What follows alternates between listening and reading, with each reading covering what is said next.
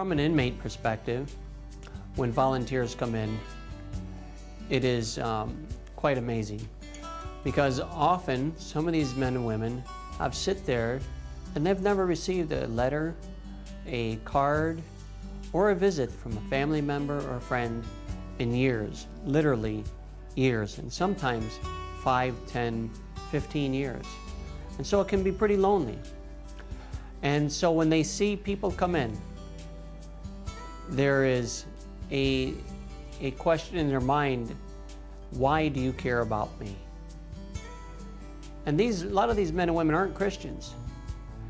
And so when they see people come in to share with them, to encourage them, to offer them hope, the question in their mind is, why do you care about me? And so it makes a huge difference in their lives. I would say 90% of them or more are filled with joy and peace after they receive a visit. And they go back to their room, and it causes them to think about life and reflect on what they want to do from there. And so it's always a joy to go in and share and see the expression on their faces and the joy in their heart, the tears running down their cheeks. We see that Jesus has been there and touched their lives.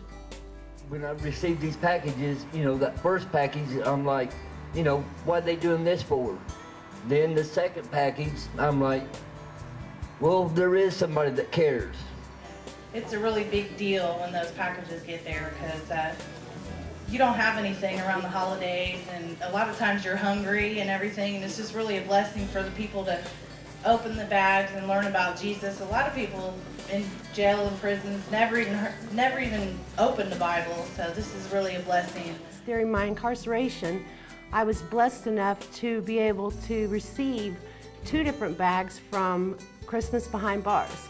At first I kind of thought Christmas Behind Bars and it's March. But as I went to the program and it unfolded, it wasn't about Christmas. It was about knowing Jesus and knowing that people loved and cared about me while I was locked up. The first bag that I received, I didn't have any commissary, I didn't have any money at all. So I was very grateful to it. Not only to the goodies that I received, but to the literature that I received. Through this literature, Lemuel himself and his wife, I wrote them a card and thanked them for this bag, and they actually wrote me a card back, personalized and signed. And it really meant a lot to me. I also received a Bible through this program. I received 2 different certificates through the literature that they sent to me, Bible studies that I sent. And then while I was transferred to the Work Release Center, I got to go again and see the program and receive another bag. And it came at a time when I needed it too. And it wasn't just stuff to eat or stuff to read. It was hygiene stuff that I needed, things that I didn't have. And it reminded me again that there are people out there that are my family that are not actually related to me. The bottom line is our brothers and sisters are suffering. And inasmuch as a few commissary food items are only temporary, like our bodies and everything we see, it means a great deal. There are people who are incarcerated, and the bottom line is they're no better, no worse than any of us. And in God's eyes, we're all equally loved and equally wretched. And I'm not ashamed, having been incarcerated.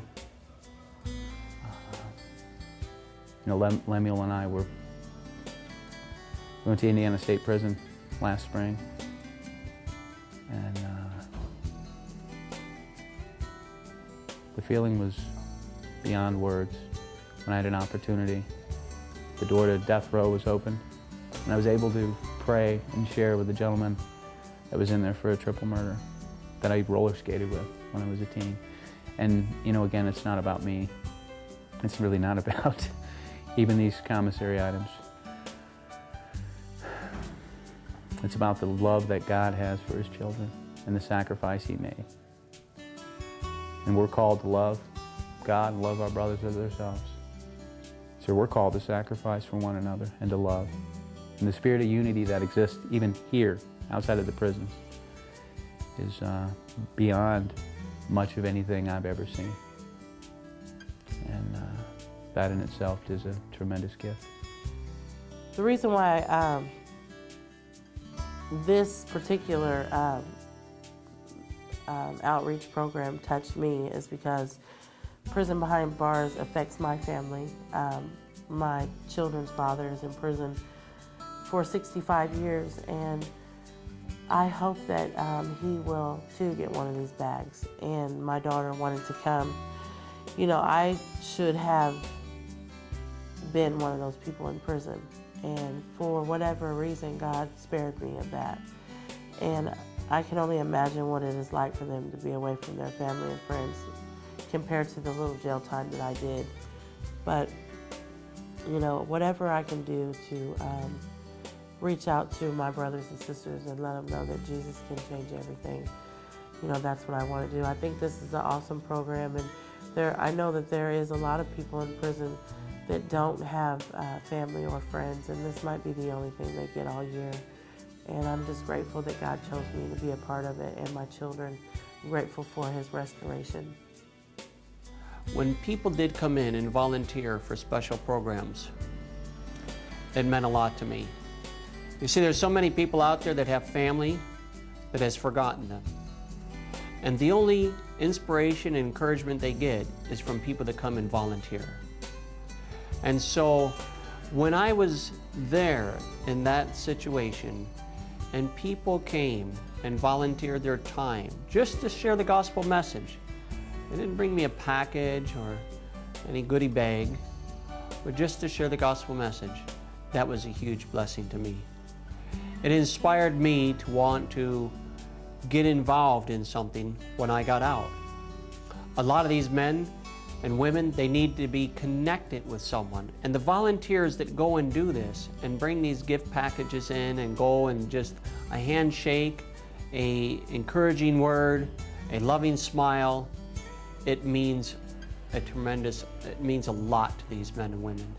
And it inspires them when they get out to get involved in programs like this and other programs. It helps them stay on the right track, and it keeps them connected with Jesus. So volunteer and make a difference in somebody's life today. God bless you and thank you.